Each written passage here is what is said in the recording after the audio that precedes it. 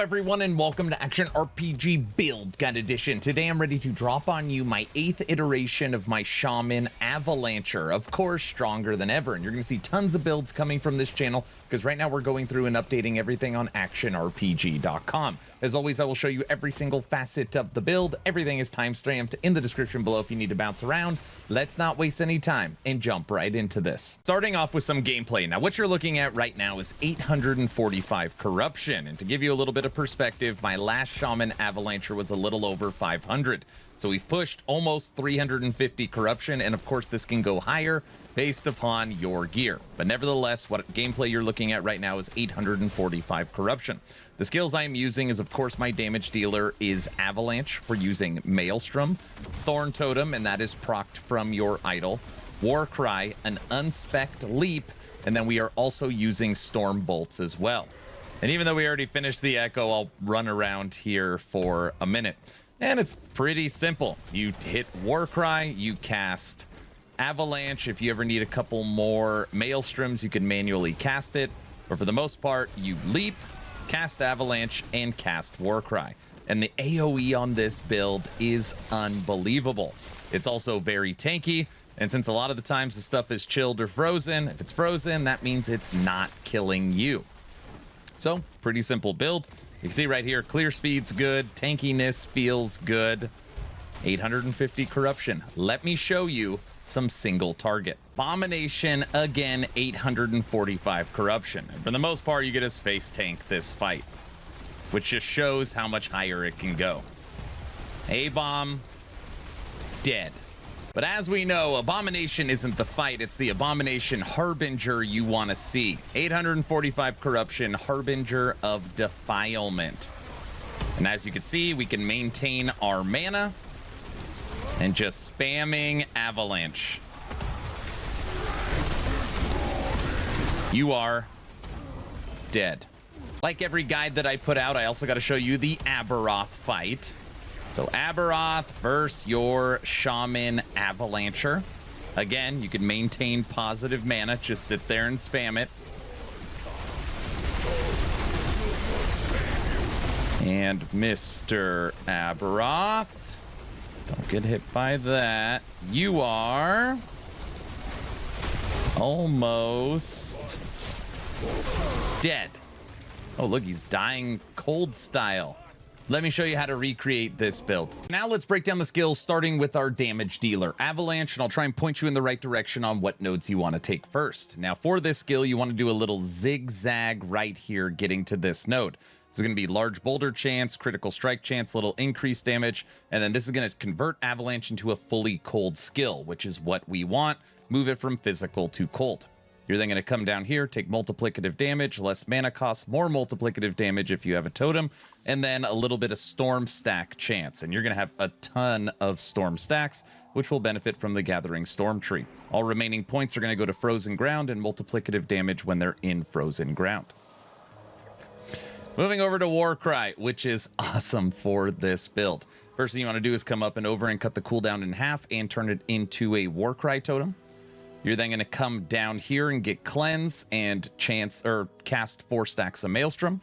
And then you're going to come to the left, 250% increased damage, 100% critical strike with chill, another 100% critical strike, and pull enemies in.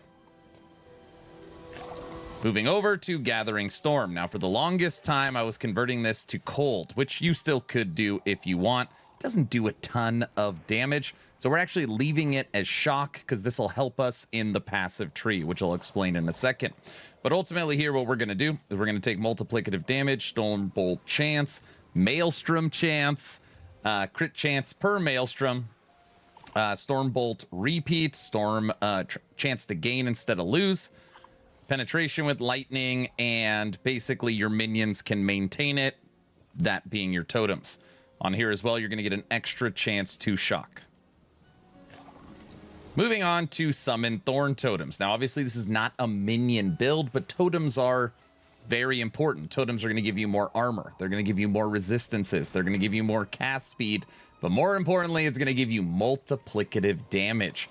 And you want as many totems as humanly possible. So we're going to take all the nodes around here. This is going to basically give you 5 totems.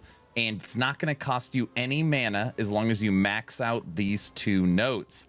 Now, if you are crushing it on mana, you could actually pull some points out of here. I am currently not, so I just need this to be basically cost 0. All the remaining points are going to come down here to give you some armor shred. Last but not least, Maelstrom. Maelstrom, you're going to come over here and take stack duration, mana efficiency, and get haste and frenzy. This is where you're going to get your haste and frenzy, which will be up all the time. You're then going to come to the right and make it where Maelstrom's going to cast storm bolts. You're then going to come down here and get some healing per Maelstrom, and you can have 20, 30 stacks of Maelstrom, believe it or not. And then all remaining points are going to go into area, and then it's going to go on to Lagon's Slumber, which anytime you need extra Maelstrom, you can manually cast it, and it'll give you 3 stacks. Those are the skills. So now let's break down the passives. I am level 100 logged into the game, and we're going to start in the base Primalist tree. We got some attunement and resistances, life, and spell damage for our Avalanche. We're then going to jump over to Beastmaster. We're going to get some strength and more damage reduction, and we're going to get Aspect of the Boar and Endurance. Again, as much damage reduction as we can get. Moving over to Shaman, where the remainder of the 80 points are in. We have Cold Penetration and Attunement, Armor, and Cast Speed when you have an active totem, which you'll have an active totem up all the time. Attunement, Endurance Threshold, Increase to Cold Base. Resistances when you have a totem active. So if you look right now, my resistances aren't great, but when I have a totem up, it takes care of all elemental and physical resistance. Base spell damage, attunement, and mana regen per your attunement. Maelstrom and endurance threshold per Maelstrom. I talked to you about having shock chance. On here, you have less damage taken from shocked enemies, and all enemies around you will be shocked because of Gathering Storm's storm bolts. Multiplicative damage when you have a totem, and then health, armor, and health regen per your attunement. Those are the passives. Moving over to last Epoch tools, we're going to break down the blessings, idols, and gear, starting with blessings. Now, I say this in every build guide. You could always switch out these blessings. If you need more health, if you need all resistances, if you want double armor, if you need more mana, all of these can be switched out. But this is what I am currently using.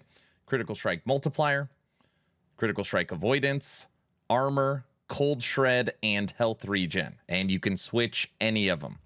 Moving over to idols, there are a couple recommended idols for this build.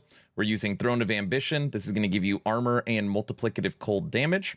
And this idol is required chance on hit to summon Thorn Totems up to 3 times per 5 seconds. And on here, you want increased cold damage per active totem. So if you have 5 active totems, or sometimes you can have 6, this will give you over 120% cold damage. The rest of the idols are all just filling in different resistances. But you want a Throne of Ambition, and you want a chance on hit to summon a Thorn Totem. Now, when you're looking at gear, nothing is required for this build. You don't need to go find this item to unlock Avalanche. But you'll see here, we have a lot of best in slot. Now, I'm first going to start with the belt and rings. We are using a Julra's ring with mana regen. We're using a Strands of Souls with mana regen, and we're using a Font of the Erased with mana regen, all T7. You need to get your mana regen really, really high for this build to play smooth. I would say right around 38 or in the 40s for it to play great. Now, what's great about both rings and the belt is all of them have mana spent gained as ward. You're spending a ton of mana on this build. But by doing this, you're going to be generating a lot of ward as well. Sometimes I got 2,000 ward, even in higher corruption. Now, for our primordial item, we are using the new Spirit Two-Handed Staff. This gives you mana, gives you base spell, it gives you up to 4 to attunement skills. It gives you attunement, it gives you health and mana, it gives you reduced cost. It also gives you multiplicative damage and damage reduction. Really great primordial for Avalanche. We have totems up all the time, so we're actually using Mantle of the Pale Ox. For Critical Strike, we're using Peak of the Mountain. For mana regen, we're using Mana Guide.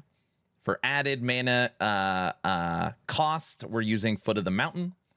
We are using Swaddling of the Erased for the cast speed and multiplicative damage to low health enemies.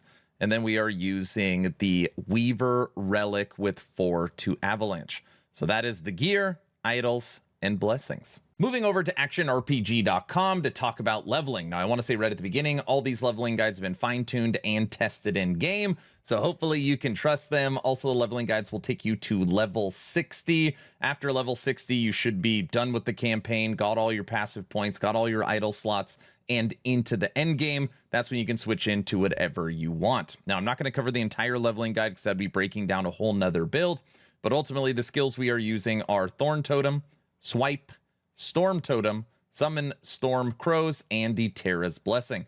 And we've got some recommended uniques down here as well, like Phantom Grip, Circuit, Pride, Flight, and Toll. So again, leveling guide is in the description if you need something to cruise through the campaign. Last but not least, let's talk Lootfilter. This is a newer section. I've added all my build guide videos just because I get so many questions about it. And just know you can make your own Lootfilter, and there's a ton of universal filters out there, so pick which one's your favorite, but if you want to use mine, I will break it down for you. Now, first things first, these red rules right here are for leveling. Once you reach level 60 and you are inside of the monolith, you no longer need these, you can uncheck them. Now, when you look at the top rules up here, these affixes are going to take care of your idols. You then have your unique set legendary. You have your double LP with 19 Weaver's Will.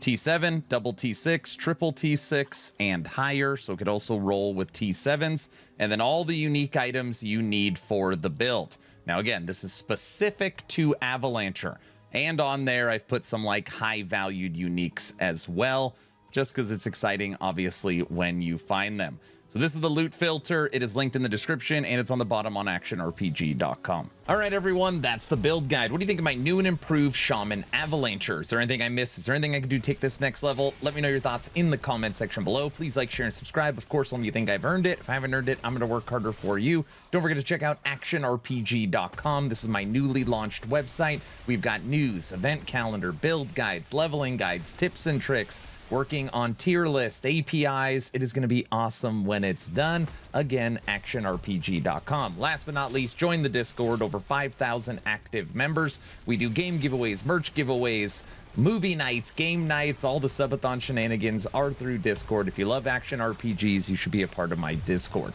I'm done. Hopefully you're entertained or at least learned something. Aaron, out.